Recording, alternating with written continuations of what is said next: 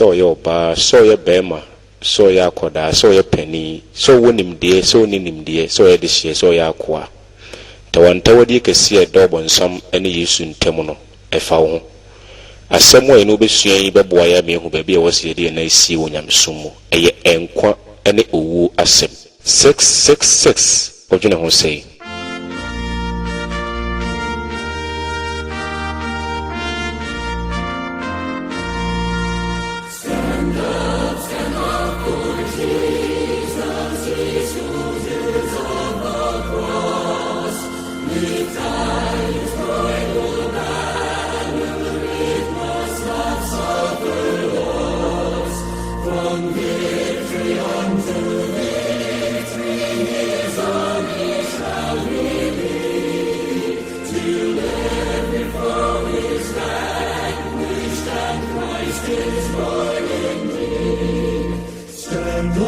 Stand up for Jesus, the trumpet will obey.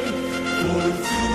the mighty conflict in this his glorious day. He who amend now serve him against unnumbered foes. Let courage rise with danger and strength to strength oppose. Yo, Onyanko ba. Me de radio si se o ma wonsa ka video bi fi se me mpai bo pa no se wonsa be ka bi na be hu de e ba asasi so wi asi na hyase ne na wieye e bi e kwa akusi radio nshraw se radio so ma entiase wa semu yi mu e wo Yesu din mu amen. Bofu e friend Lucifer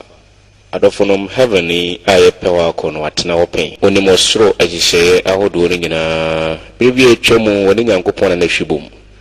Nyankopon yonkopa no na Awurade ba na odono pa baako one Lucifer Isaiah freno ensoroma hwemfo Ezekiel freno kerep a okata so yana wa sonko Ezekiel 28 verse 12 to 15 Yehwe ne ma Onyankopon de bo no kakra na nyansa ahye ne ma na ho fedi mu afi odi abode abo na esiesie no afi Onyankopon abofo efe on cherub no wona ne da wo ma no nyano mo yesronko se osoro uyi Yesu Kristo eni na jane free ho a no kwase mini Lucifer ne toso miensa no o control osoro abofo no nyinara Ensase awdo Onyankopon boy nyina mu bie ne ho na wontumi enkoso na wo ye de ope na woni mu Onyankopon ahyede eno nti na oni Awurade ne ka bom eye ne bibia abofo a omokata Onyankopon so no enuanom sa Lucifer na eda wo ma no ana oben Onyankopon akonwa yipa ade ewi a no wonhwe ahantan wale na hoto na ho feso ehwe tumi kura no de otumi ye no obi ntumi nye bi adwe bi bantrem se etwasa abofo no somo no se de sumu Nyankopon no ape enuanom sa adwen e bantrem ba bi efi be wuru ani mu de obi anim so ma na ho kwan ma bone be wuru ani mu no enuanom bone fifiri ni woni mu na Nyankopon kura ntuma anya mo hwe adofo no modi wuru abofo na adwenem aha na politicians ye shishe wo mo bo akese pa se wo do ma ho de nta na chi a ono so be ko ama wo mo obi Nyankopon mra wodi bu na mamu didi abofo so na firi ho so de be ya bofo bi anto so nimra so Yesu Kristo tweben no Awurade kasa kire no mprepi adofo no ada Yesu bi to no fo no sa ada no pa na sa abofo ibufu ompe futu ni akwanhire bia osura badwakuo no frɛ wo abadwafo no frɛ no ne kasai so Nyankopon mra yankuntia Lucifer makwan oboaboa abofo na no eche wo sura abofo no miensa fa mu ba ko de kogina Onyankopon anim ahintasem ne se wa abofo na ehu ne tirimu adwene pa ne kura no se wo petumi bia kan de wo nemum omomu nya adwen se oyi Nyankopon mra na afiri no wa prefa ahudie de ama abofo no Nyankopon ma wo bre so mo fansa kira wo madwene kasa kira wo bebre Awurade mpese obeyi na free ho fi se Onyankopon amamu ekabima menkabi nti opese Satan ana Lucifer emfa na adwen kire no a o kire no entudwa ebra wo man pese o mbesa kire wo madwen no Awurade hye wo so wo mfiri soro nko to Revelation chapter 12 verse 7 to 9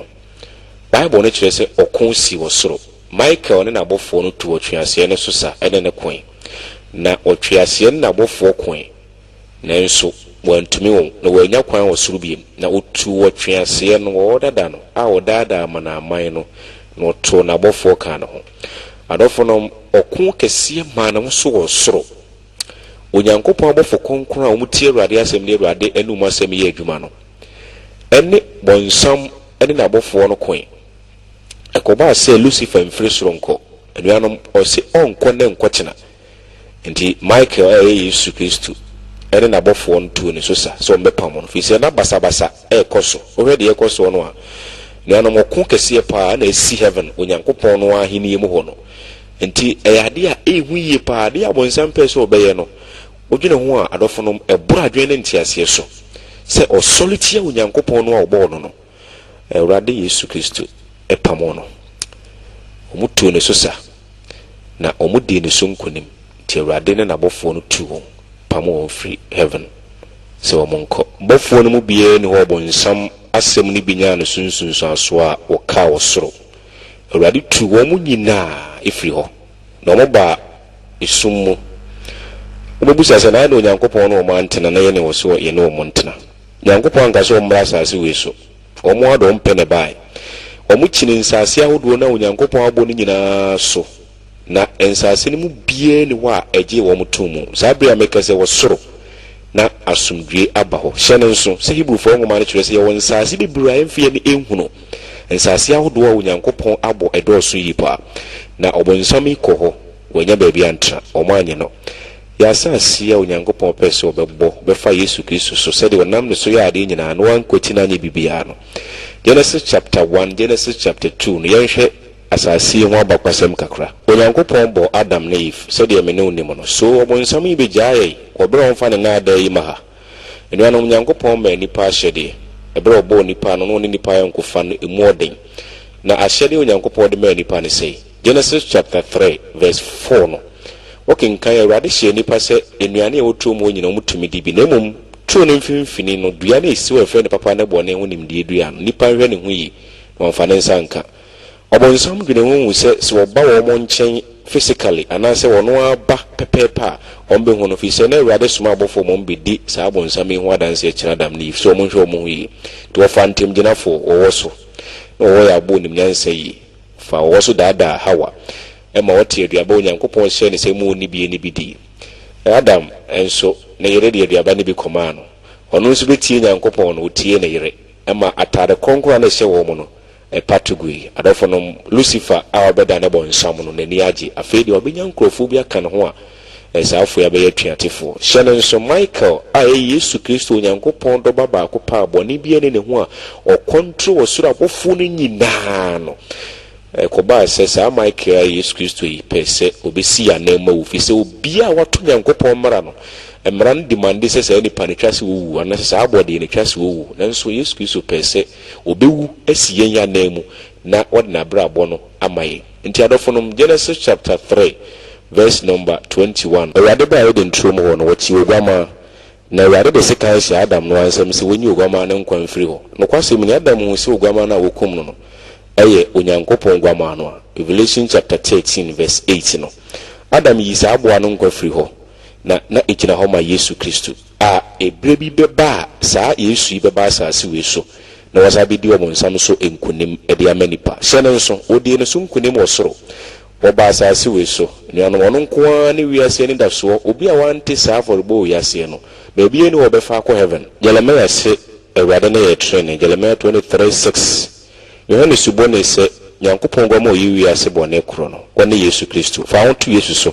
obema wo nkwa John 14:6 me ne kwan no kora no nko bi nkwa agya ne nkyɛngye so nam me so adɔfo no baabi yɛduru yɛn study video yi pa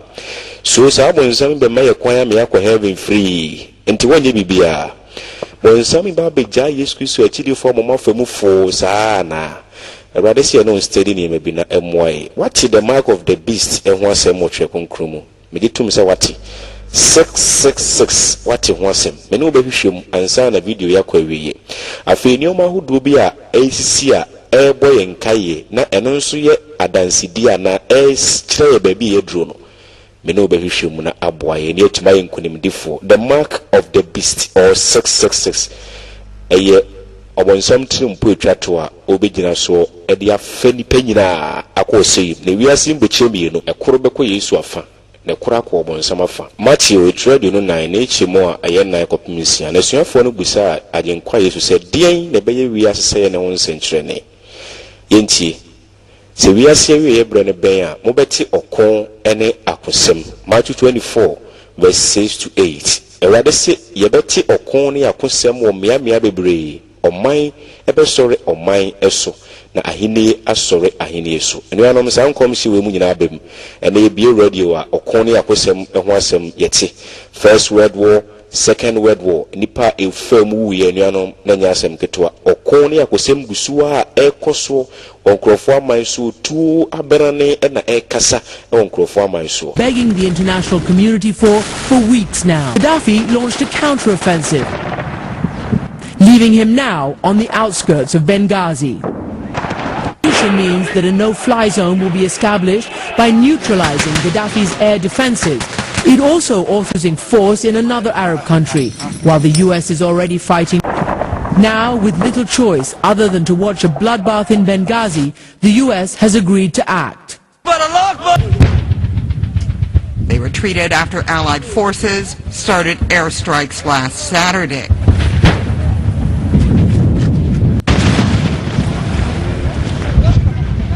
Even after the coordinated airstrikes against Gaddafi forces, the battle... Adofonom no kre mesose sumdwe bia ni asase we subiem isewade Yesu kasi ebehia saa ehudie we nyina ansa na opie ni mayeto sumie no kai sese wo sika oman bi se ya okon siso e himfa na sika no wo de befa nempo enyamesom ne nso a onyamesom tibia be ne bekumu etwase ba bi ewiase na du ne bompa ye pa ade etosumi no na urade kan se ekom so beba ewo emea eno nso ye nsenkyere na ebebo ye nkaye. Matthew chapter 24 verse 7 was a combe bamia aduane be short enam okon ne akosem ne nti enuane ne nyina be sey Yesu nso be sey engusie bone a enam akodi mu aye to fa wie mu nti asase ne beko esreti bie mu odi ade siso anyi se de ehu no kan enye se na asase ne tie ti ne ekom ekum nipa pem aye ntumi mu ho akonta Debiara dade ebechi bia na nuanom ekom edibinum efrasasi so. Yesu nyina ase hwe opani wa hwe ni yabekasa nkrofo yare wonya bi wonyare ekom na denesa no enapi echini unidida ekom omuntade nyina da ne ntoma ako sa ohia so atechire wo ti Yesu ka se ekom beba meamea ebino no somdwe bie ni asasi so. Bio Matthew 24 verse 7 erade ka se yare dom so beba pestilence yare Yesa enko yare bebre na etwati se we asasi so as erade amwo no so anhwe onipedua yi a wonsa beka bi HIV yare kudie wu a yesa enkro yare mpempempem malaria nom ne ade nuanom se na otwe ben hospital ahodo na okọ adunsifo asoye ne adifo atrofo asoye na beti asemu yase pa ntare bone ne ni patient yare mpempempem wede yekoso adofonom enemi tuofo so yoba na wo se onya trousers onya nikasha meka kire o de po abeyo yare mpempempem yare bebre ene to ati se wo asasi so ene enuro akasia a doctor for mfidi ahodo a computers yare hwe ni pedua mu so still yare kwa na ekoso nipa wua na ewu yanu hefa ne wiase adri onsam na abofo nyuma ni bi ne yade kire no omba asasi so no ne ma omoyi ni bi no omabo omadwena aboso se omba yi bi ombetumi bia se da Yesu Kristo onya ho namba akokora nanso awurade ahyebo se enche oba bepon ye firi o se asasi so oba be ye firi prison na ode akoda ofi nti enyina onyankopon asem so yensi ade ne pime awurade na enche na Yesu afi prophecy ba ko awurade ka se na nso be sie ne se wo se ensankyere ne beba owia osrane ene ensoroma mu na epo ebehuru obra Yesu Kristo maye tosumi no na ben no Luke 21 and Mark chapter 13 ose epono behuru epono bebu afaso na epono be se japade pempem na ekum nipa nso ade anuanom san komse we nso abem otu ani a Japan epuhuri na ese Japade ahodo bebre kum nipa bebro empemadu otwe enkono anuanom yenhwe niema bi yipa fi se ba bi wiase na duro no nsirifo no kan ni nyina ye adwuma pepepepepepe de na won so ye fo adwensa kira ho fi se urade ka se hu sa niema we no mu nyina na kire se ebre ene hobim yempagi eni hwe soro Luke 1 verse 25 wese mu se epo ebufa so na esei Japade na ekum nipa na nipa ahodwan eba montwe adwen nyina nsi nkwaje so mompagya mani hwe so fi se mogye aben adofonom sabre ye bra wase nipa hwe heaven akiri kwan bisanya asase so ne ma no Nyankopɔn de hyɛ yɛbɔ na mom de yenhunu osoro aheni na ɔde ahyɛ yɛbɔ na ne asɔfo a yɛtwe nipa ade ne wura nkutu anontene wayere ne asase so ne mu no ebura mu nsuo nom ne ade no ebe siase se be preach enkwaje ho asɛm akyerɛ wiase fi sɛ asase we se oka kyerɛ nipa se ye ho bɛtɔɛ ne a minima ho tɔ a yɛnse bɛka bi sɛ wo hwɛ de yɛkɔ no asomdwe bi ani asase no so awurade Yesu sɛ yɛhwɛ na hene ne tere kan na ɔmfa de aka nyina nka yɛn ho na nso ne ɔhwɛ a kristofo ase yɛdi kan bɔ asase so ne ɔma no ho mpa yɛnsa na ahenie no yɛhwehwɛ nti awurade pɛse yɛtwe ade ne si nkwaje so to ne ya Japan de yɛkɔ so na adofonom ase fim yi pa nipa babros bɛsɛ mpem aduɔtwe enkono na ɛhwere wɔ mo nkwa ɛhwɛ wɔ ma ne yɛhu wɔ ebuadan bɛsɛ 4 million afei kase sɛ yɛntimi mu ho akonta nti we kyerɛ sɛ ne ma we mu nyina enche ebitwam to wo sika so wo Japade wo bibia fa bo Nyankopɔn adwuma emfa ho ntoso fi se bedu bebe no wiase ne o ma yehu nyina na ebetwam Onyankopɔn ahini a wasisi ama atrenefo no ɛno ɛna betena ho nti yɛnhwe adwene sin kwaje so na nche na Yesu ba ikyemu aduonu nwɔtwe no se enioma ifrase e ba monhwɛ soro na momma mo tire so fi se mogye aben kyerɛ sɛ baabi ebedura saa ne ma we mu ɛkɔ so no sɛ yɛtwe adwene frase asase so na de adwene nyina si wɔ soro na enioma a ɛgyegye yɛ ntia me yɛntumi nsum Nyankopɔn yi ne yɛto no nyina tugu na asofo zo preach enkwaje heaven eye ewiase ni da so etwa to okura no e de kire nipa ni gya yedi obeto ka obeto we no ne ade asase so ne yoma etwa mu no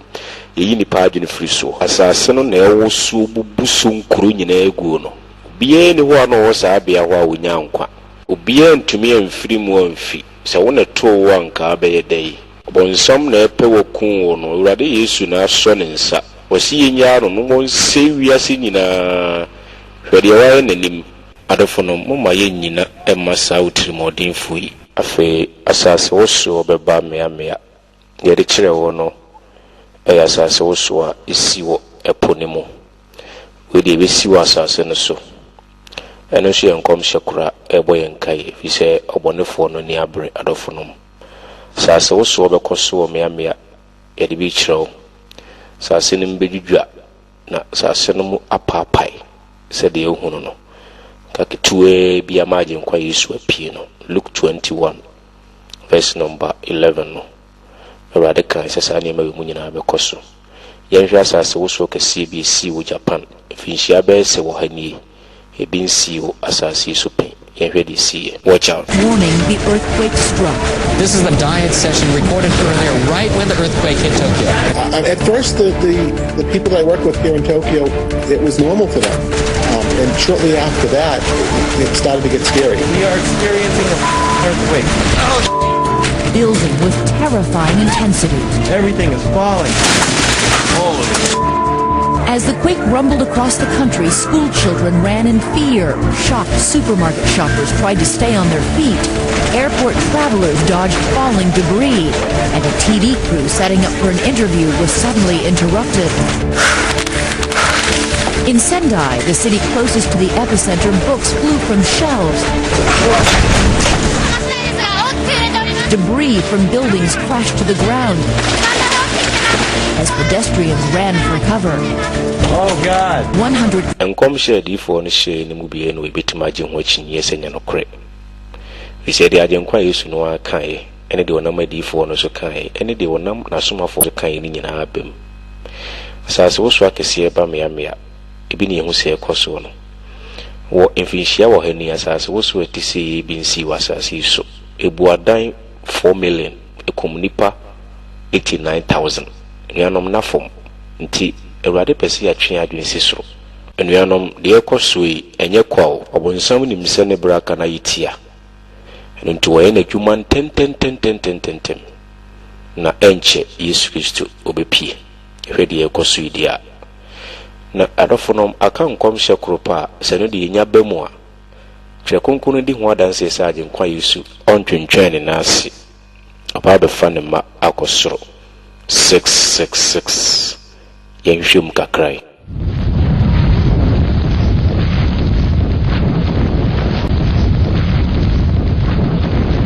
666 ayenkomsha na prophecy twa na yobonsam so tiri mu po itwa to so obegina so e de atwendi pam pem akose mu erenom ansa na wiase yebekọ na wiye no 666 no be na dwuma ansa senye sipe agenkwa Yesu bepi ti etwase Yesu ahwade osoro nyankopon makwan se ahenni ahodo makomakon nan na eni asase Yesu ansa na Yesu apie ne maye tosomie no de din kan Babylon Empire Nebuchadnezzar ahenni ne tosomie no ye Medo Persia Cyrus and Darius ena miensa no so eye Grecian Empire nan ne Rome and a Roman Empire ahenni no mu chichedu me binya European Union ti ewebre no hwa ahone ne na ase ne ye wono na Daniel chapter 2 verse 44 na chese ebuo bi a ense bi enkuram bebo hone no bubu no gina ho ma Yesu ma yetosumi no ahenni etwato no kura ne de hye bi ba wiase de wiase ne kona wi awra ho sebre se ne researcher benfo aye ne se nipa nyina ni atweasi amampanimfo so politicians so se wiase ne nkoyi no saafo no bituma bibi de aboa eno nti amampanimfo politicians inso hyebo akesia no kwasem ni wontumi enya ho bibiara ensemo agenkwa Yesu ka semre mu odem beba asase wo so beba mea yare ene okon ne akosem no sankrofo yi kyerese ombeye bibi de asi ho kwan na nuanom kwan kora bonsam fa so atwe ni panyina adwenesi asase so wode nyese hofuru bia bewuro nyamesum mu a obi biara a wa menani ana wo no saa nyese ende ne beko oseyi mu omo frɛ no new world order bible no frɛ no 666 nyese ya omo yese omo de hwehwe asomdwie nanso awiye no de atemu beba ise obonsam ne hyase a wo yese adwuma no eno ne nkom si twato a awurade ada na di ewo na semu ne yentie nsem omo a eka efa new world order no eho. And this is the best chance to begin to establish the new world order. What is at stake is more than one small country. It is a big idea, a new world order. Out of these troubled times, our fifth objective, a new world order, can emerge. Now we can see a new world coming into... George Bush papa na ote se almost speech no ebrebi atwam na oya America president na asem wo ka nyina ne se ebra ewiase no enkoyi na ahokyere koso nsuyiri koso asase woso ne ade ekoso na de ehia ne se ebe new world order se new world order ne bitimi aboa ame de sisa ne ma na no asem busa ne se new world order bitimi sisa ne ma we mu no ti de Barack Obama nso ka with Paula Middlehurst. Well, there have been extraordinary scenes in Berlin tonight as thousands of people gathered to hear Barack Obama deliver key foreign policy speech on his current European tour. The Democratic presidential hopeful laid out his vision for America's place in a new world order, saying he was speaking as a proud citizen of the United States and a fellow citizen of the world. And you know, Obama just in new world order. You say the order and home person media save wasasi. No doubt there will be differences in the future, but the burdens of global citizenship continue to bind us together. Global citizenship, Tracy, on become Munina Bumbako. T News, new world order to save the earth. Adofonom, Yesu Simri more than Beba, almost home the new world order Bejiviasi. Hupa, T. Gordon Brown, Donosoka. For the first time, we have a common approach round the world to cleaning up banks' balance sheets and restoring lending. We are engaging in a deep process of reform and restructuring of our international financial system for now and for the future. And I think a new world order is emerging, and with it the foundations of a new and progressive era of international cooperation. We have resolved that from today we will together manage the process of globalization to secure responsibility from all and fairness to all. And we've agreed that in doing so, we will build a more sustainable and more G20 mpanimfoɔ makomako bɛsɛ aduonu a ɛyi wɔn kasa ma wiase wɔn hwɛ asomdua ma wiase na wɔn kyerɛ sɛ kwan a ewiase betumi afa ne ntoma pɛfra na enya asomdua ne sɛ amamu hyehyɛ ne nyinaa betumi ayɛ baako na yaka abomu na yɛnyina etima yɛ adwenkorɔ anuanom wɔn aplan ne G20 sɛ wɔn nso wɔn foa so new world order enkoso yɛnhyɛ ne nso sɛ ɛyɛ bɔnsam ne nabɔfoɔ etirimpo etwa to okra a wɔn de bɛ wiase a wɔn de bɛtwe nipa nyinaa kɔ sɛ yi mu yɛsɛ ade wɔ nyasi yesu bepi ti European Union so. Now we can see a new world coming into view, a world in which there is a very real prospect of a new world order.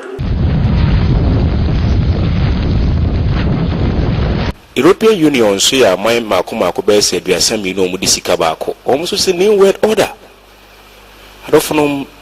sɛ yesu ka sɛ asase wosoɔ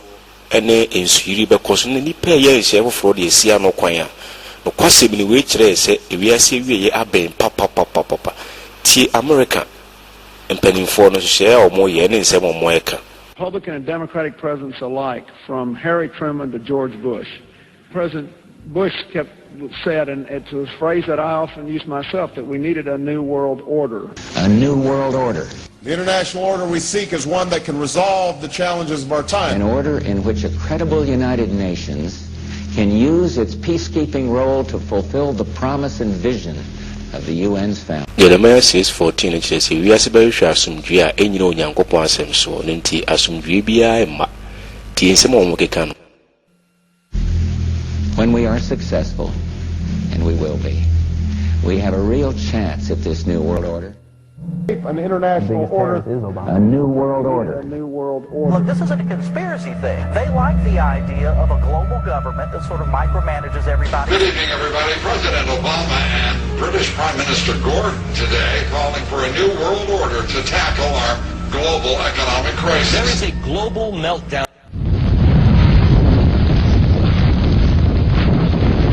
Friends, new world order na omo be yen se utie a omo a kire se on be yi mampani ba ko be di wiase nyina so na tresem na record wato e Revelation chapter 13 verse 1 and 11 no o hwa ye omo ahodo mi no se de da wo screen no so ye din kan no o se ohun se o te sesebo ani tiri so abeben edu ejira ho ma Roman Empire o kan Daniel itren so na chi mu don so kopem don kuno no o de mo an gina ho ma ahini Roman Empire hini ni pia na abo ne triso me du ni trenso enwo asem na obeye pia we di sem tredu miensa no afi de otoso mi no na ye ogwama no awa bebe mi no gina ho ma United States of America shene so pa me mi no na won triso no yetumi gina ho ma Democrat and Republicans ntia we bre no America any room and ebeka wo ma be di wiase so di shene so first time no obonsama twini pa nyina adwena si amanyo sem so ti enche even Ghana ampo no MPP ni NDC di bisieni be hihye bo akese a omunsa tiempo omuntumi mfanka to hwe wiase atumfo ni na European Union, American Union, ene African Union, ene atumfo ni nyina hwehwe se new world order hyene nso se Yesu Kristo aka se mire mu odin beba afi nso okon ne akosembe koso eni se wiase ye hihye se omudi sisa de na no kwan a eyobonsam de hyase opese otwini pa adwene esi asase so se asomdwie ene anigye ne yahotobu asase so nanso adofonom awiye no se saa nhye wenya ba mu pe Yesu Kristo bepi yenhwe se Rome be support wa opu no a oda Rome asoro na no na se Rome ahini na no no yenhwe asemo no so kafa ho fi se Revelation ne kire se America ne Rome ne be ka bom ti Pope Pope Benedict XVI is calling for a new world financial order, and the third encyclical titled Charity and Truth was released just hours before the G8 summit gets underway in Italy. We have seen the consequences. Adofonom Pope Benedict XVI, anase Benedict a otoso dunsia free wiase mpanimfo anase wiase atumfo nyina de to anim se wiase foforo ene hihye foforo a edi bedi nipa so no sisi de etumpon ema wosan emra kra na Pope se ni trimu po ne se ohwe basabasa ekoso ya asase su a enipa enya asomdwie no a asase woso ene yare ene ensuyiri ene basabasa ekoso no a wonsu se new world order ebeboa amewiase no afa ne ntoma pa efra adofonom eyade a ehu yi papa fi se pope yi ne wiase nyina hu ne se waye religious leader anase nyamesom no oda no hwe video yi pa sa pope yi ne ewiase atumfo ne gidi ahodo a ewasa asisuo no enano fo nyina na ahia no eze wiase nyina hu ne se pope eye obi a obetumi aboa amenyamesom akoso na obompai a onyankopon tie sa pope nso se new world order enuanom new world order omo ya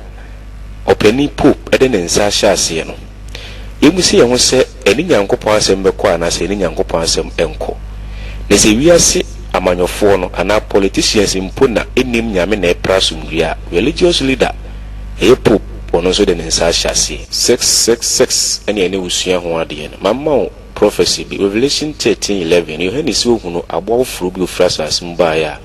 o membi ni su gwama no kasa se otwease enuanom sa abo we gina o ma ahenie no United States of America kasa se otwease ne se ono nko na o mai otumi de ne nsa to obi so ne mai mo we ni bibia force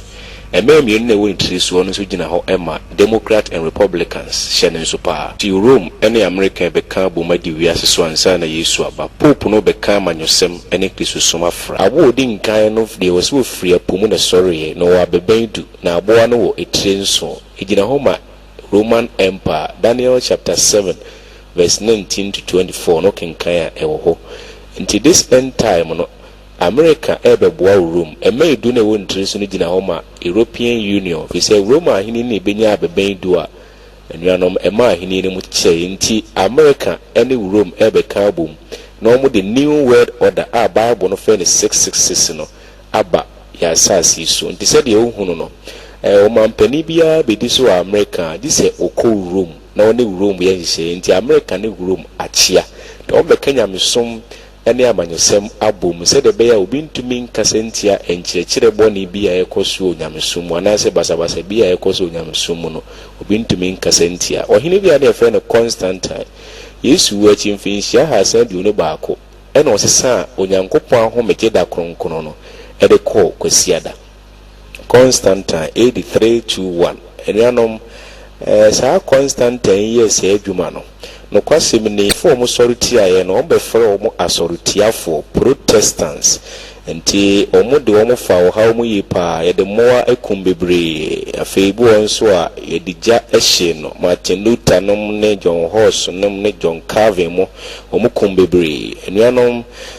sa pope yi bomodin se ade a Constantine ye ya atwam onyankopon ma binom kaseti aye no oba be page biem nti sa wo hye no nso a one amanyosem anasa amanyofo no ene kabum di ni dwuma de wo hwa America Barack Obama ebra obedi president no a ene okọ Rome ene hyehye ya wo ho a pope no pese wo de Bible nti be wuro nyamesom mu no wo de ne nsa ehye ase study video ni yipa usha ono ne wo hene ya wa no se sofo a wo de Kristosom ne amanyosem adi afra ena Kristosom ne amanyosem so adofo no enko nti da bi yedro no enkom hye kropa aka urade aka ho aseme pese wote ase ne se omo de mre bi wiase titiru pa no mo de bi wuro nyamesom mu na onyankopon ahomegye da kronkron no a odi si ho a Constantine sesan Yesu wachi mfinhia ha san du no baako no bonsam afa amanyosem so onam pope no so no masa be hye mre bi mu se obia nkwa asori kwasiada ekon a ekoso Iraq no pope ene soma George Bush na yentie I did, your old country. Yes. And it was successful. Friends, war a course one a course Iraq no. And a pope who busa George Bush says, Soma or Soma on the way. Or say, I master. My edgeman kama said he was shaming. He say, popes no a Korea singing a Korea singing a bomba ko. said the bay or more share or more day, but no to me a dear favor singina. Na the air how on say, and gramophone may hold the omonic mammy cabin to mono. Abaye and pigment, and I say a quincy de amount, don't bomb what they say, ombe took a mammy cabby, a queer singina. The other moment for video being chira on sway. I didn't quite use to be we are singing me no me ye prano, said the baby fan so and yankwa. Then so sa Pope sweet and chini pardon and see I didn't quite use so. I didn't crano, a chili mechilumo. But of no almost any pass any penina and sumo, any penina and coto, said ye unhono. I don't tea a fro almost say a jackron cono, nipa sum warmo. Said ye sum onyankopon no pepepe nyankopon animu nyam nyina omaji ewo asore dem do hwa nipa ne da fom a omo ekotono no popo nete soro no de da fom omo sum no Yesu Kristo gina konkron bi a odi maye enuanom sa antichrist se o ma onko Yesu ho nemum oba ne ho a odo obo na be chew hwe video we yi pa nti watwe wiase nyina ba ne nchen se yemra ne yemeka ye bone nkyire no na onfa enkyeye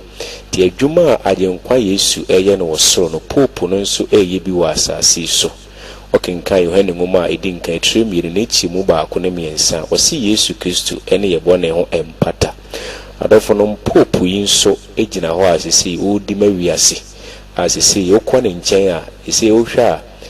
wona ogina nanim ni nyina ka wombo na ekire no nti adi semetri du ngotwe ne chi mu ba ko ne kire se Babylon kese no ahwease fi se wa mama na me nyina nom na dwamammo abufu nsane bi omada da wiase nyina se omoye Yesu Kristo nkrofo na nso anuanom omoye antichrist se meye nipa bone a mepa nipa ne chew na meye nyankopon bone nipa na wo se meka kire no ana Pope yigina wose obia meka ye bone enkyere no na onfa enche ti wo hwede ekoso no a wo ka wo bone a na wokọ anuanom Bible no frɛ no antichrist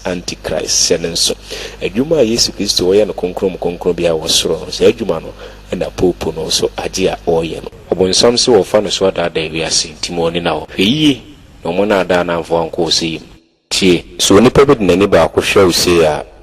Ejirahoma Freemason for symbol no friend all Sinai God. On someone ehunu baabia no eno na Pope na ye no afi adire kura na ye wia hyenso de tete no mo somsan hyene nso afi eche na ehye wo mo na ehye wo mo kwa atwede bi guchie ni mo a ipese yehwe ni ibu akonta bi ye study ni mani ye fi se ye de sik omo chene na o ma chemu miensa ebe chiri nte o ma chemu miensa no tie ngome edikan. Was it a letter on the Pope crown at this vicarious Philadelphia? 2. The title of the Pope of Rome is Vicarious Philadelphia. This is inscribed on his mitre. There's a Pope be a body and dinosaur Vicarious Philadelphia. Yes, we see a name for. Was it sir? Actually, we will Pope no Nietzsche no emu. A Roman for no ankrata ahodo ena wakuchirisa in same way woman. Nti se ubu akonta Vicarious Philadelphia in Roman numerals V5 I1 C100 A0 we can boom na ubu akonta Roman numerals no echekia eye number 666 to se ha na nyansa wodo wa adwene mu abo na konta no nto ano ne nipa konta nto na konta ne ya hensia dusensia adofo no emaye hunu antichrist a utwato asasi so enam no so new world order 666 no eba ejina ho ema popo ho asem no kan Vicarious Philadelphia in Roman numerals no ejina ho ema 666 fiatade ehye ne yi nefa to Yesu Kristo ho se Yesu baaye no obesomo ana se obase ensomo no dise nipa bi so Yesu nsia na mufo nese ye somo no a antichrist hwa kunya na otimu no na cheke ne che ne yi ne che ne achi miensa ne ka se mekireo na kunya ne cha sante hina kunya na kunya ne che wiase tumfo nyina akunya se odi hene ana henie no no kwasem ni oburu bi ade so de nti a cheche ne miensa ni odi hene wo soro odi hene wo asase so ena odi hene wo asase ase the Lord of heaven, Lord of earth and Lord of purgatory. Yemu se nipa be ne de hene wo asase ase de hene wo soro de hene wo asase so Nyankopɔn te saa afo yi de Nyankopɔn abodin ato wɔn so hyɛne so Satan ɛna ɛwɛ sɛ adwuma no nyinaa sɛ dɛbɛ ɔbɛtwe nipa adwene asi nipa nkyerɛkyerɛ so na wɔyi adwene firi Israel Nyankopɔn a ɔbɔɔyɛ no so ɔnam saa kwan no so adaada agyanom bebree ebinom hyɛ fam ɛtwe atemmuo the same thing the person we bro or dad in Chima. The Radiama was a can of crazy at the Bible, some na John Bonnet wouldn't trim. And come share no soon boy me who they say ye, and here we require was here first. My same with son say at day na the Biara da America for to send cremo for so bobinum co no on the ope. Na anopariana na the war a coso and cremo for my in so I didn't try. If he say anopa anajo etu abrane ene aseka yakodia kese na kasa e onkremo forma no so sentini se omo mmerɛ bi ofre no blue law na say blue law no omampani bi ti asase so ni kabima menkabia na democracy ntomo ne nsan hyase eno ntra tombre so ombetu empanimfo omonye kabima menkabi ntom ni nyina free so study video ni o say Omo pe ne wero da nyina ne Gaddafi ene gina ho no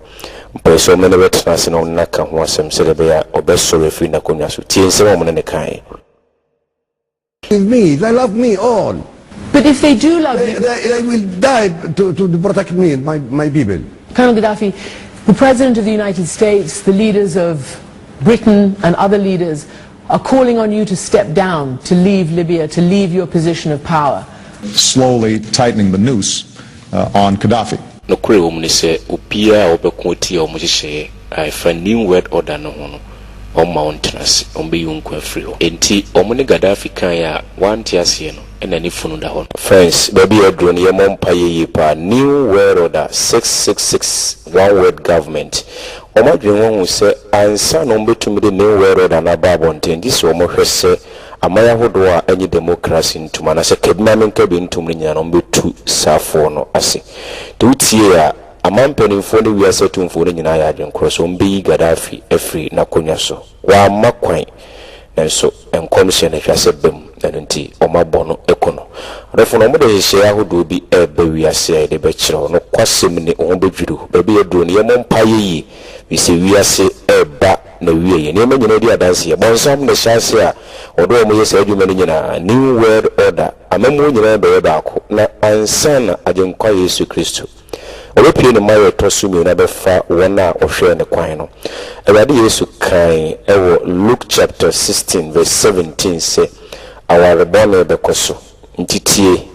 new world order 1 enche April 3, 2009 Barack Obama babon tembe na so mema ne mema aware ne ma ne ma awade tie na no mwasem recognize relationships between two men or two women as just as real and admirable as relationships between a man and a woman. Adafonom Barack Obama America mampeni na tese wakasa no se mema mi no ware ye saa so ne ma mi no ware ye bone a no wabre so for ye Awurade tonsu se wo mu nyina Sodom ene Gomorrah Awurade di jaso ene so fefre so ashi kuro no ne nipe wo mu ne abode wo mu nyina no Adafonom baby edu no wiase tumfo no efwa saade ne so Obama ene to America mampeni fo no so aduanan enan ono no bibini a wade di America so a o se emema efa mema to a eye man so efa ma to a eye Adafonom baby edu no ya tra Sodom ene Gomorrah Luke 17:28 and 30 ajenkwa Yesu Kristo kan ho asem se ansana ne maye no obeba ne maye to so mi no obesra asase no emema ene mema be adapade ne ma ene ma ai adapade se de hu se ekoso no baby edu no yemompa yi new world order asumdwe o mo hwehwa maye no Adafonom baby a ekosi no wiase amemmu be ye baako afi ntrumu nso almost so se enko wiase nyina yesi yehwa aman bibri ena agya tomu America state ahodo ma akoma ko be se aduasa baako ena agye ntrumu atomu to Obama na wuzo wada so no ono ena se Ghana for ya agye ntrumu atomu abosia de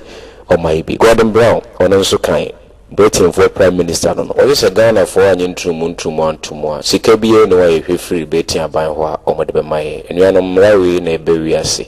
so sha antichrist and so the same thing on so den nsa ahyase me kire popo no he said baby Obama nambia no one sa pope in nam this was so ye jakon kono said ye Canada a day ne enkrofo no mo san bomu no mo kobe na so ntrumo no so ID na onka ho hwe adofo no monsam ene hyasia odi sa adwuma ni nyina monsam ene hyasia fi se onim se akaka kre bi ni be na firi on ti kwan obefa so a obe mani panyina bi na chi no eno no nti adwuma Constantine 321 osesa onyankopon ahomegeda ede ko kwasiada kan manyosem ni nyameso mfrae no se adwuma no ena ebekoso from Revelation chapter 16 verse 13 to 14 yohani osi ohunu ahom film yensa bia wonsu te se mponchire honhom se wo free otwease no ene aboa no ene adifo atrofo no enum na ya hombone ahom a woye ensenchire ti wotwease no kan wasem ne ye bonsam afi beast no anase aboa na num na ohun ye no nso ye pope no anase antichrist no adifo atrofo kan wasem ye nkrofo ne nkuto ne anontene woye ne aburo mu nsuo no moto no nti bonsam a woye a dragon anase wotwease no de ne ho besi beast ye pope no emu na afi ode afra ewiase tumfo eye amampenifo said yehu se ekoso no prophecy twato no eye bonsam de amanyosem be frenya mesom na ewibre osanso de afra edifo atrofo wona ne won kanyankopon asem ne mum senkyerene na oye no ntiarefonom amampenifo ne edifo atrofo ene bonsam be kabum na omone Yesu Kristo nyankopon guama oyi wiase bone kro na kokon okon a etwato nti ba bia do no biara a wanhwe ne ho yiye no ayida se wonsam na madifo atofo so betwese nipa no anase ono abonsam no mu no befa wiase atumfo no so atwe do akosi timo ne na ho new world order Satan the last plan no ede no de ba hye no de ba wiase ede no new world order de no usu adwuna ho kwachi new world order ede the new world order so sasa so so ne ensujire nom ne ade koso new world order bituma save wasasi this all two ani a say no bonsam ka wiase ne nyina abom ye European Union, American Union, Pacific Union, North American Union, Africa Union, nyina ye nkabo mo bonsam oye said beya obechi wiase nyina konafa nti ahini yedi nkan wo yasase so aye Babylon Nebuchadnezzar ahini na chi na ahini fufuro so ye Medo Persia ono na chi ena Greece sorry the twato no ye Rome eno so ebae na Rome no ne nase no Yesu wachimfinshia na edoso ensia emuchiche ni benya European Union the Daniel 2:41 stress wiase entumi nkamum bi mo bra hini twato no emuchiche no nanso arefo no bonsam be ka wiase nyina bom nam so de wiase no akọ na wieye obeka manyosem ene nyamsom ni nyina di afra ti Barack Obama. The only people who don't want to disclose the truth are people with something to hide. President Obama called for a new U.S. role on the world stage. So we have to shape an international order that can meet the challenges of our generation. Echoing a phrase made famous by the first President Bush. We have before us the opportunity to forge for ourselves and for future generations a new world order. The international order we seek is one that can resolve the challenges of our time. The U.S. State Department, the Federal Reserve, even the EPA are sending billions of dollars overseas, and many economic and political decisions made in the United States just don't benefit us. They benefit a would-be one-world government. Jack, this idea has been around for a long time, but it feels like we're getting closer and closer to the realization. Who is our government serving? Us or global elites? That's a good question. It feels like there's a greater sense of urgency to get to that one world government. Do you feel like the Obama administration may actually be hitting the gas rather than the brake pedal when it comes to this? Absolutely. I think Obama's got his foot on the gas pedal and is going full speed ahead with taking us towards a global government, and that's been the plan from the beginning. Look, this isn't a conspiracy thing, but the idea, this comes from the progressive left, the liberal internationalists in the Democratic Party, or even the neoconservatives in the GOP, they like the idea of a global government. Swati enuanom ade a omo aye ho hye wie se wiase ni nyina mamu no beye baako America bedi wiase nyina so wiase ntisa se de omo eka no a enka omo nsie sika ewo nkramufo amaya hodo no ho so omo pe democracy nti Obama enuanom ni timu poparo no se obeye hye obeye obetumi bia na ewiase na mamu ni nyina ya baako na de asomdwe aba Revelation 13:11 Bible na ka wonsem ndi se de ti bia beba onyankopon asem ntwantro nti yen na wose yehunu de wose yeye yen hye ne nso pa ti de EU nso ka ti de efa wiase na nso kafa beye. What was once a deep secret among the world's leaders has now gone public with the appointment of Europe's new president. Global government. We're living through exceptionally difficult times. The financial crisis and its dramatic impact on employment and budgets, the climate crisis which threatens our very survival, a period of anxiety, uncertainty and lack of confidence. Yet these problems can be overcome by a joint effort in and between our countries. 2009 is also the first year of global governance with the establishment of the G20 in the middle of the financial crisis. The climate conference in Copenhagen is another step towards the global management of our planet. Adofonom said the European Union President Ekano Ochese wiase no nkoyi efa ona woni adwumaye asase wo so nsuyiri ni ade nyina ekoso ntoma yenhye se amamu nhye be baako se le be wiase ni betumi afa ne ntoma pa efra eno nti de dikan na ne ma wo mo de G20 ebae na enche eye wiase nkabo mo mba be ne de no kwasem ni ombetu ho na mo adofo bibie ne wasase yo mo ye be yi hye etwa to a ebe wiase ni wiase eba na wiye no de tosom ye no wiase be discover Revelation 13, 16 and 17 eno so eho asem yenkohwe yanko America ne nkuti said yen so ho hye yakwa akoduru na omwoni ada ho no hu ba bi wiase eduru Spanish PETA or whatever it was. Those countries don't have currencies anymore. They gave them up for the euro. Oh, no, no, no, said each government. We'll never do that. Well, now there's call for America to give up our dollar for a global currency. Gee, I think I've read that in a book somewhere. Oh, I remember the Bible, the scary part. But anyway, that would lead to a global government. Meanwhile, Treasury Secretary... said se wiase ni nyina be disika baako $1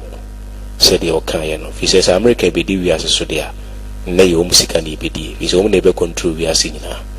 ti adofo no e ma ne nyongo be brief fi say amaya hodo ma akoma be say du no ne akira e from European countries no omusika no mu di o magya di ne euro currency no mo yusu ti no so boye nka ye say said the tibia no kusi brebe no e wiase ni be disika baako Revelation 13 verse 16 to 17 no Bible na record wato the drew on more omode hye bi wuranya mesoma ni nyankopon asem no nko se wa anya ntumu a untumi ntom tie mo mpa yi pa na video awodo e de kire no emfre ne se ordinary video dem hwe ne se video a onyankopon de firi so ama wo a wo gina so e de ama wo kwa urade show pa hwade bi e koso e.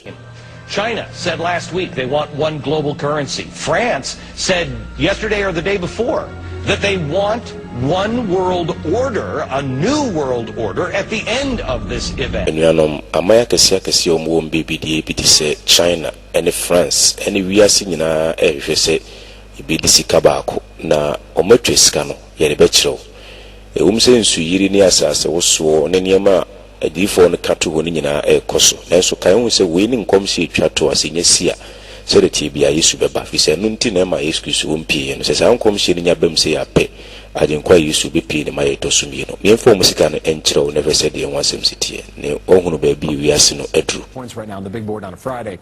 and when massive foreign trade deals are made they are done in US dollars which serves as the world's reserve currency. Now the UN is backing a plan to change all of that and create a new global currency. If that's the case, what does it mean for you? David Lee Miller is live in New York. David Lee, good morning to you. How serious is this idea? Right now, it is not very serious, but it still poses a threat to the U.S. This, of course, is what we're talking about, the U.S. dollar. And who doesn't love the U.S. dollar? Well, as you point out, apparently some economists at the United Nations, they issued a recent report at the UN Conference of Trade and Development just a few days ago. And that report said that part of the world's recent financial crisis is to be blamed on trade imbalances as well as the current system of currency and capital rules. But like it or not, Bill, the dollar remains the most popular currency in the world. It is the standard by which all other currencies are judged. When you trade commodities anywhere in the world, what do they use? They use the U.S. dollar. Beyond that, just about every country has reserves in the event of a rainy day, and those reserves are U.S. New World Order na omo no share omo ye ne se omo nya adwen se wiase nyina betumi nya asumdwe nya hoto age se yidi sika baako na economy ni nyina koye baako nti amansan ku bata na se United Nation amaya kase o maka omo ho abomu no kire se on pese omo de dollar ni si ho ne wiase nyina use dollar ne fi se dollar ne jana na so wo wiase sika sem FM ti America extra $700 billion omode ato shares ewe banks ahodo ni nyina mu se be ya ehye ahodo a eka ho no obi anya ntumu a ontumi nto no omode omunsa ato sika so ntiminu ya no Revelation 13, 16 and 17 chese wiase we discover ko a eno so ho hye no omaye wie no afi adofonom ade baako a ehu pa omba be ya nipa bia wanhwe ne ho yi na wono ombe ya adwene enam so de ne be ko bonsam gem ene yadru so no onyankopon mra nsem du no a ode bebu wiase nyina ten no yema Mose mfa nkyere de di nkan kopem nan no de di nkan na sin nyam foforo nka me ho etoso mienu ne se nyewo honi bia na ensom wo na sade wonsu miensa ne se morado onyankopon din kwa na Awurade madu oboni din kwa no onfa no tototo anase onfa no eni na ya ne kyerɛ sɛ kai homeda na ya ne kronkron ne nsia na yɛ adwuma na yɛ wade nyinaa ne da ɛtɔsonso ne homeda ma Awurade Nyankopɔn nsɛm enso ano ɛno no menuanom ɔhene yɛ ohu ne den de Emperor Constantine a obedi hene ɛwɔ Rome Yesu wachi mfinhyia hasan duonu baako ɛna ɔhene nya akokoduru kɛse paa sese Onyankopɔn ahomegyeda kronkron a yɛmemenda no ɛde kɔ kɔsiada ti na wɔtwum de din kan na ɔmosum owia ɛna ɔmde to so sɛ Sunday hyɛmras obia nkwa asɔre kɔsiada ti abadwuma yɛfo de eduru kɔsiada na ɔmma kwan sɛ obia bɛkɔ adwuma ti nkakra saa ɛbɛyɛ emra ai mo den paa Daniel etre yenso ni chemu aduonu no mu no Onyankopɔn na modifo no so hyenkom to se tumi bi besori asesa emre ene mra na obetu ahotefo so sa demfinhia he no maduasa enwotwe hene hoforo be so na afre no Justinia obekom nipa 100 million ene akire ewo homeda no ho ntienam soma ahotefo no entumi anka wasem ma kosiada so mbunkam fa wiase nyina tiadofono ma webure de tosonso memenda no ene kwasiara somo no eno na Bible no ka ho asem wo adisem ngomani mu no America ebe yehye dia support to Rome adwuma a Constantine ye Onyankopɔn ma binum kasati aye no no ma ba be yida ba ko ese o se wiase nyina emfansom eye Sunday owia eda no yanom nya breeding kan asadi we bi si wasasi so ni Nebukadnezar eye bi ema wo hyemras ubia nkoto ne honi no Shadrach Meshach Abednego ejina ma Awurade na ewebe Onyankopɔn siesie nipa bi ombegina amano tie di America for eka a crime in the United States if the United Nations were to have its way to criticize religion. The so-called anti-blasphemy resolution would call on governments to pass their own laws to determine what can be said about religion in public. The resolution urges states to provide within their respective legal and constitutional systems adequate protection against acts of hatred, discrimination, intimidation, and coercion resulting from defamation of religion. But the resolution is a major step towards sensitizing the international community on the serious impact of defamation of religions. Last December, the General Assembly passed it as a non-binding resolution. And this year, a binding resolution is expected to be introduced as early as March. Human mentioned the three major religions, Christianity, Judaism, and Islam. The editor was arrested for, quote, Enuanom said the UT news no. We knew about some last plana or Baba Yedia Chinipena Kwanafa. A year a man sang Kubata, United Nations, any America, anywhere say to phone say, or mobile control Yamisum, Kwesiada sum, Memenda sum, and Incremusum, said the Omoa Kayano. And Yanom a day about something about phone, I don't know, so quite back home to me a fast war at Chinipena ko say, no. So, my dear man, yourself, ever fra Yamisum. Said ye a bribe a chum of fun a book at Neza so. A shemra, so be a uncle a book at Neza honino. And Yanum or man a book at Neza control Yamisomono. When Yankoponia and Crofobim Mujinamano, Shadrach, Mizak, Abednego. And is America, any United Nation, we are here to inform us on Bible control Yamisomoa. We dear dance here say. Omo de se bi ba be wura Yamisomo a eni Yankopon asem no enko. Na obi bia so obeka ho asem no. Say Nebukadnezar share mrasi obi a wankoto ne honi no obekono no. Saa no mbe yi nkwa free ho. Ti new world order no. Adafo no ba bi ekowie no. Omo ye nhye se wiase ni nyina beka bom ba ko aye union. Na afi omo ka wiase nyina bom ayi mampani ba ko. Aye one world government. Na nhye from omo se ye ne se omo ka wiase ni nyina bom ama wiase no. Edisika ba ko. One world currency.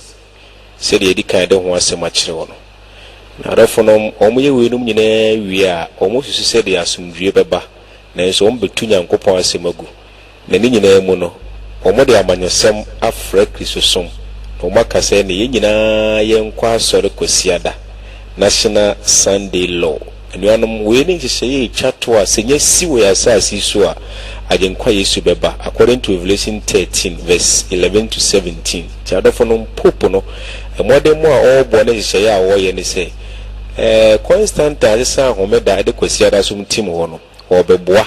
na America e de tumi amano na ehye ya constant ye binom authority ya ntie be from Protestants no na authority ya fo no Rome ama American support on the kwasiada sum no etim ho se wiase nyina obia nkwa so de kwasiada se de be benya adwenkoro na enya asumdwe eni ti asem bi a pope no ka o se Sunday is our mark of authority. As a kwasiada ne ye wo mutumi e wo modea. The Bible say the mark of the beast. The Bible say the mark of the beast ya opeso o kire se kwasiada som no e we buri se oti ho asem na akoso kinemu a onkwa ebebo. Se o hwe catechism simply explain page 89 yenuanom California catechism no a asem o kan se omeda e memeneda nengum enye kwasiada na intia dodo no ade kwasiada ekwa asore na se wo de ayeda ponda wo de sumu Nyankopon ne se kalik ene sesa homeda no ede ko kwasiada free memeneda ti wona opeso sumu Nyankopon so ye kremoni o so ye kristoni o ise wo de memeneda no ena ekwa asore mamma video bi na hwe eu so ombe hyewi ase nyina mu bia kwa asore kwasiada na oji tumo Nyankopon so asotwe aba so ti omo nu mo se. So in the EU's original Working Time Directive, Sunday should be a weekly day of rest for European workers. In place, the topic has been brought up once again in the European Parliament, so I'd like to hear what our MEPs have to say on the matter. With your conscience. As a Catholic, I think Sunday is a very special day. But there may be people who don't believe in religion and you don't force them not to work. Absolutely. And what about you? You're a Greek Orthodox religion. Yes, I am Greek Orthodox. I think that there is a tradition for Sunday to be a work-free day up to now. It is an essential pillar of the European social model and part of the European cultural heritage up to now. And that's why the European People's Party are holding a conference this week in the European Parliament. Yes. Mrs. Figueiredo, you will actually participating in the conference. Yes, because I think it's very important, the work-free Sunday, because the family. Adofonom asemo ekaye no ne da hono won say America and the European Union or say omo be control nyamesom be control no ohwa omo se ombe yi kwasiada esi wose nipa nyina fa nkwa sori adofonom ade asasa ade wenye sipe Yesu Kristo beba ne maye tosumi no eno ne nkom si twato aka papa na odi nkan ya mo interview no ye Romani wose won de okwa sori kwasiada nti obi nso ye kramoni obi nso komemene den de se nipa no wonyi ni a eni kwanse ye hye wo mo maame nso kire se kwasiada no abeye amamre custom enti ohu ni se European Union so ma ye hye se omo de kwasiada ni bi so ba nipa nyina de akwa asore ya aye papa Daniel 7:25 was obu ni tirim so obedane emre ene embra adofonom de Nebukadnezar ye ni bi pepepepepepepe so ye huni ma wiase nyina som ye no saa de akro no na European Union ni American be nti na Bible no fe ni se huni no enti adofonom so hwe abakwase mu a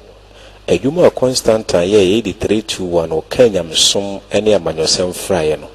saa adwuma kro no na pope no nso oye asese opese America eboa no to hwe a wose Sunday is our mark of authority omo se kwasiada no omo dia omo janom ne di tim ho enu nti Bible no say the mark of the beast is a Bible ka say the mark of the beast ya opese o kire se kwasiada som no enyo nyankopon enhyehyeye ana onyankopon so ano nti kwasiada som na Bible no fe no mark of the beast no yanom new word order na omo ye no enhyeye omo de ba wiase no onyankopon do wo de a kirew omo ka wiase nyina bo mu se de be wiase nyina be ye baako union na fe omo wi a se ye baako de a ene na nyina yenyi mampani baako obi de yeso se ye omo ye no omo ka banks ni nyina bo baako ndi se wanyi omo hye na ntumu a untumi nton omo ka banks ni nyina bom na afi omo kire wiase se pesi enya asumdwe de nyina yenye baako ntende ID card baako license card baako ene ye phone yusu nyina no omo se register chip se de be omo nye documents nyina na nyina yi misika baako se de be ye omo di tumi baako ma room eye popo no menua be de mafutu am de ma wo ne se ehye na eba no hwe na wanya ntum so mbe hye mraso bia emomoden se obekwa asole kwasiada nyamsom so mo kabum to nyankopon no obo so ni asase se mede nensia na ye so ni asase de to sonso ye ho ahomegida momfa nsom me no enuanom bonsam ebe ye firi ho onam wiase tumfo ene wiase amanyosem so di menua kai aida se wugina mo nyankopon de to sonso memere da no wo de ye adwuma ana wugina ma popo no kwasiada som no obefa no na wadi so fi se wo fa no nso a Constantine DC o 8321 menua Bible no ka ho asem hu yi pa so obi biara wo no mbe ya adwe no asembeto no kwasiada mra na hyase e wo America yenti ho asem CNN. It still have blue laws on the books. Those are the laws that restrict what you can buy on Sundays. But as the economy continues to struggle, some states are considering scrapping their blue laws to help them stay in the black by generating more tax dollars. CNN's Christine Romans reports that idea is not without controversy. 'Tis the season to eat, drink, and be merry. Except you can't do this on Sundays in some parts of the country. I think the law is an arcane law. This is a free country, and people should be able to do what they choose to on which days. They'll still go to church, because I know my church people will go to church. They're called blue laws, and they limit shopping on items from booze to Buicks. More than a dozen sales altogether. In several states and counties, you can't buy a car on Sundays. Dealerships must be closed. In most counties in South Carolina... Adofonom, seni penim de eba asasi so a kede ni suo ahwehwadwen sachra. Enkom hye ba kopa aka ene ene wusua no. Se de utie news no. Wose mra na hyase e wa America. Sa America ye wo me bi ho no mo a untimi ento ade kwasiada. Empo ka untimi ento ka kwasiada. Untimi me wu store kwasiada. Sa ne beye America na bedi ka hye mra so bia nkwa so le kwasiada. Ese was hye sa mra no a o mai bia so president enso be enforce so sa kwasiada mra no. Ntimi nua mo adwene nya wontanta na ne kure ba kopa aka ne de amawo. Afei adefonom kokobo itwa to nyankopon so de ma wo muni. Yohane so hu bofo bi otunna mo so mfimfin no kura da sempa bi koka kire wona otiti asase so. Na ode ene kase tie mu se bonkoto nyankopon na mo nhye na nimunya fi se da temo do na du. Na mo nkoto de oyo so ne asase poni asutire no. Genesis chapter 2 chese onyankopon de boss so ne asase poni de wo mu nyina e de to sonson home. Disa bofo we nyina wo onyankopon krofo mo de home da na won kyekire ma ye nhye na nsupa. De to so mi no no se Babylon kese na ahwease iso ama amanama nyina no mnadwama mo abufuo nsane bi okasafa Roman asɔre no a mosesa Nyankopɔn homeda ewe bra ma nipa nyina de kwasiada ye homeda na nso Nyankopɔn asɛm emfo aso no sɛ ne ma enwane mfrim afei obofo a otoso miensa ne se obi koto aboa no ne hone no na wagie agina ye de si ne nsa na ne moma so a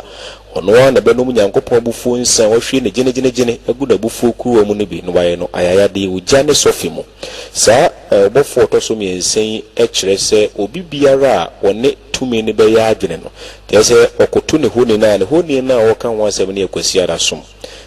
si omudi apeti wiase nyina ma nipa mpempempem kwa kwaseye no wase obi a na ombe ya adwene Nyankopɔn do haw kese pa ebegba woso nti adofo no yenwane enkoto aboa no ye popo no ne hone ne yakwasi ara som nemom koto Nyankopɔn bo so ne asase no ne hyehyɛ ne mmara no ene emransem do no de toso nan no ese kai homeda na ne kronkrono ne nsia na ye wadwuma na ye wade nyina na de toso nso ye homeda ema Awurade Nyankopɔn medi fotrofo bia na ada so Nyankopɔn homegeda no entwam eda so ye adwuma fi sese ahomegeda no twam de a ina nka emransem do nyina atwam eno ne obonsam target so obi homeda na firi ho na wiase nyina asom no ebi abebusa se wo sese obi de bɔ ne moma ana ne nsa eno nso egina homa de Bible ka se wonsa anase omoma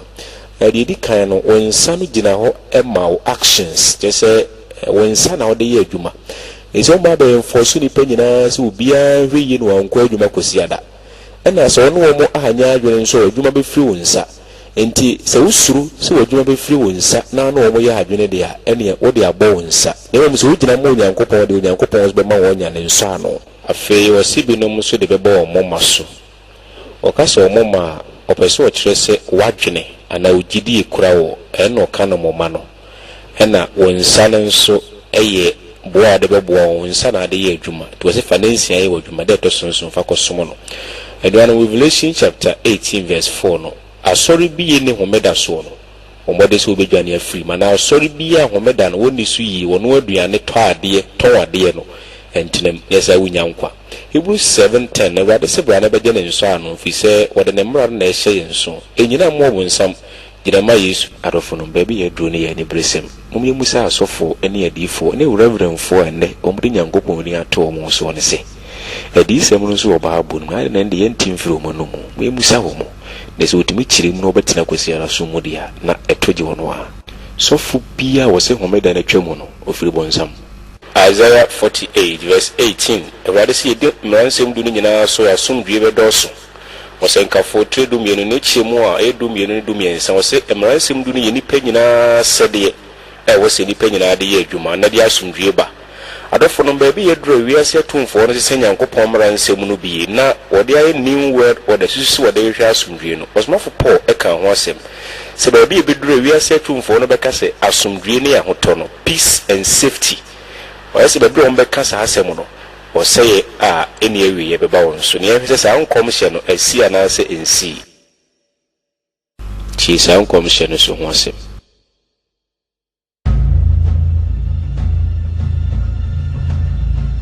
The objective is to have a Palestinian state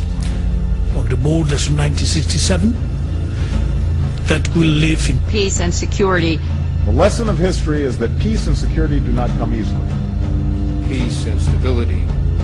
that people on all sides long for. 2 states for 2 peoples living side by side in peace and security is not a vague slogan, but a real necessity for the stability in the entire region. Israel and Palestinians, they can live side by side in peace and security. This is our vision and this is our commitment. Of a new deal, peace and security and friendship. My hopes and dreams for Israel are to live in peace and security. 2 states living side by side in peace and security. True security for all Israelis. We will also pursue peace between Israel and Lebanon. In peace and security. Israel and Syria. Peace and security. And a broader peace between Israel and its many neighbors. Must decide whether we are serious about peace and security. To recognize Israel's legitimacy and its right to exist in peace and security. That's how we will find new pathways to peace and security. That is the work that we must do. In peace and security. Peace and security and coexistence. A movement towards peace. If we have this triangle, economy, security, and peace, then peace can succeed. And we know Commissioner Paul Kato say, there be a bidra, if we are say to for no becase asumdue any ahotono, or say a beba if we are so. It's a uti or one seminar, peace and security, peace and security. 1 Thessalonians 5:3. Was so because asumdue any ahoto, any or say ya any we beba one, so said ye, I will come by baswa. When you are or pass some years into moon or most so bonny, I didn't pack woman, and Tiado from any mamino, either so far, says, and now fat when Uncle Ponsan or Homedano. The Bius Viginano, Shannon, so Pamada can listen in Revelation 11 and 10, who demand about Bejo. Pope and Swatan and some say, or so a chalk or say Montiado from them, Yenamo Yankopon, now Omun Yankopon Crofo, or me Antichrist. A Bible account once a me by and almost soon as animal women in Basas is for successes and a vicarious Philide. It didn't know to one Yankopo can of once more Revelation 13 verse 18 or in Yamano. Tiasamo Kani pause Sunday is our mark of authority. Just a Kosiadane or to me and no Homogena. The Bible say the mark of the beast. Beast in a Roman Empire, na Pope Nadano, say the Dicano Shimono. Because the mark of the beast, our mark and as Omagina and Kosiara Somono. Enche, Ebe, Maradan Dendes will be one for Kosiara and Quason, Idukonia Manentrance, is so called America Parliament. I don't know more able bone. To me, you're Rade, Enche na Yesuba. Adophonom John 14, 1-5 no. A radia share Bosoba Fair was so. A idea issue was Shebon obey. Now, if I see no steady test be kakra, the Bible no call Isaiah 66, verse 22-24. Omedana ho se mo ye proof wa kire no, if I see a show say Bible no aka ho asem se obi bia obenya heaven akro no, obeto so edi so e wo heaven. Ti say na Isaiah aka say said you was for any asas for mayor ne bigina manimu no. Awurade no wasi. Sa na masefo ne mudin bigina, ne beba say Osane for Froda, and Homedada, na Honemu nyina Baba sorry, Ewomenim, Awurade no wasi. Adofonom heaven. This same trade you nature monsoons, you couldn't fish ya pim honum. You bet was so Eddie Homedaso. Record was a better answer, see, so Yankopon be says and the boy for name so proyina. You bet was so Eddie Homedaso as I see, so could see. I want to atwaswa any way. And the same Busani says, you bet was so the Homeda so heaven there. At the end, the neck is so binum peso much as Homeda Nechomu. Or break Kenyan Copomra and Sim Dunhona and Chrono can they see a Jumana, the Tosona, the see a Juma. I don't know Mummy when you may puff, he said, when somebody a break, Kura some dree, any energy Shimumano, and when a baby a chomu no TNT or Bomodin Bias obey the BDC and Guadia Oquai, Yanko. A radia share, dear Marcomani Adrimuda. And Sasia would do Yanko billions of planets are into minkind. Rather say the Trinadachi. It mean Yankwa or the other conscription. I was answering in us. At the Croncoa and you know me, you know my excuse to a Brabono. What the best say. Now, Pessoa at the Croncoa there, this will be a memorandum doing in us. No, the Homedaraso, the way you are there are a fita nasi. Croncoa, who need to be fee or bra. Be phrases will be the Yankopon and she says, yes, you say, Odomie de Machede so. You are number some person Munyam Cassi a boy. In Tina, a shade Yanya Membrano, or see a guno. John 14:15, was see in a shade so. Na shade the 10 Commandments. Out of them, baby, as you be dream, dear own tears, a free busay, no crowd, any dear tree. Na a wow, said the bay I'll be to my incunim before. You must also for a Homedano, a bay. Nese Homeda netre mudia said the Omocanon there. Other than Ransom Moncrona Candy, almost a juma. The phonom when some NAS Juman. Yumani, Nani a cranko, not Timoabe. Be a power be around a sir Radin Shramum. Radin Shrow. No mum yadis ready to an say. A semi fat na offer Eden Quaji Bebro. Yankopon Ransom, Ediachon, comes you chat to an Ashasian. The new word order. If say the part 2 eba then you know ehiamomoa the Yankopon de adom was say sika fam ade bi betumi de aboa pagya no kure no ai betumi de apagya Yankopon asem ye no kure no obetumi de aboa ye fi say ye fam ye person ki series no mo na nka Ghana ni ba bie nya bi anampo ubetimi aboa me ayi series ni bi ne de acha Awurade be hyira mpo ubetimi sponsor adwuma no ne ayi series ni mo na nka ne bo timi abafom na obie nya bi ahwa ko Nyankopɔn be hyira enche na Yesu ba ya hode ene de yewo nyina no entumi ne yenkwa nti emfa bi mo Nyankopɔn adwuma eri account number be tudwa kakre bie nsa de Awurade be kan wakoma bia no fatum na yemfa mmoa yemfa mpega no kuri na se na mo sika so emo kra bi nsa kase di nya heaven kwa na wonso fa asemi na udi so a Onyankopɔn do akatwa be ma wo awsoro Awurade hyira onka wo ho omo ni da ho omo ho ban fi bo nsam na bofo nsam Awurade mo na no kra di ma we enyamu ntiase wo Yesu Kristo demo amen.